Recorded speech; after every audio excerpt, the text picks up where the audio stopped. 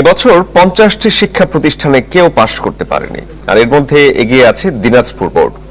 আসসালামু আলাইকুম। 2026 সালের এসএসসি শিক্ষার্থী বন্ধুরা, তোমরা যারা 2026 সালে এসএসসি পরীক্ষা দিয়েছো, তোমরা রেজাল্টের জন্য অপেক্ষা আছো। আমি এখন তোমাদের শিক্ষা বোর্ডের ওয়েবসাইটে আছি।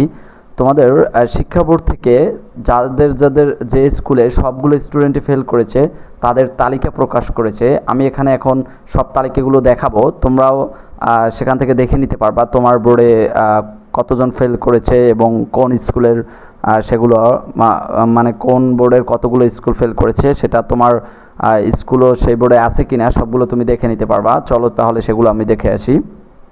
দেখো, এখানে এসএসসি কর্নারে এসএসসি কর্নার আছে। এসএসসি কর্নারে সবগুলোই তোমাদের আপডেট এখানে প্রকাশ হয়।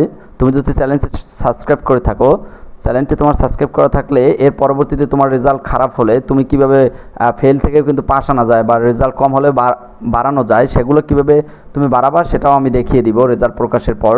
এবং রেজাল্ট কীভাবে দেখবা সেটা তো দেখাবোই। এখন চলো দেখে আসি আসলে কোন কোন স্কুলের সবগুলো স্টুডেন্টই ফেল করেছে। দেখো, এখানে বলা আছে শতভাগ অকৃতকার্য শিক্ষা প্রতিষ্ঠান, এটি শিক্ষা বোর্ড থেকে প্রকাশ করেছে। এখানে দিনাজপুর বোর্ডে 13টি শিক্ষা প্রতিষ্ঠানের মানে 13টি স্কুলের কেউই পাশ করেনি। তোমরা জানো যে 2 4 6 8টা যে এখানে যে 8টি শিক্ষা বোর্ড আছে, এক একটা শিক্ষা বোর্ডের অধীনে আবার অনেকগুলো স্কুল থাকে।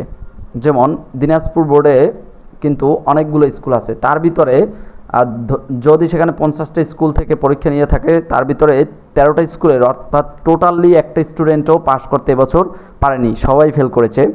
রাজশাহী বোর্ডে 9টি, ঢাকা বোর্ড 8টি, যশোর বোর্ডে 6টি স্কুলের কেউ পাশ করেনি, কুমিল্লা বোর্ডের 5টি এবং মাদ্রাসা বোর্ড হচ্ছে সারা বাংলাদেশে একটাই বোর্ড এবং কারিগরি বোর্ডেরই মানে অর্থাৎ একই প্রশ্নে সারা বাংলাদেশে পরীক্ষা হয়।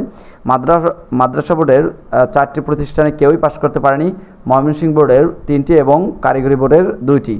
ঠিক আছে, এরা অর্থাৎ এই যে প্রত্যেকটা বোর্ডের সবচাইতে দিনাজপুর বোর্ডের বেশি স্কুলের মানে টোটালি একজন স্টুডেন্টও পাস করতে পারেনি এমন। এবং অনেক স্কুলে আছে অন্যান্য স্টুডেন্ট 2-1টা পাস করেছে কিন্তু বাকিগুলো সব ফেল করেছে। এখন সবচাইতে বেশি এবছর ফেল করেছে গণিতে, এটা জানিয়েছে শিক্ষা মন্ত্রণালয় থেকে।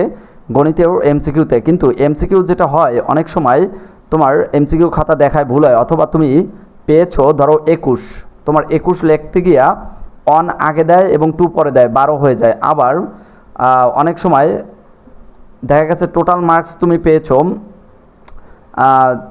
লিখিত অংশে ধরো 31 পেয়েছো, তাহলে তো তুমি পাস, 23-এ পাস যেহেতু, কিন্তু লিখতে গিয়া 1 আগে লিখবে এবং 3 পরে লিখবে, তাহলে হয়ে যাবে 13, তার মানে ফেল চলে আসবে।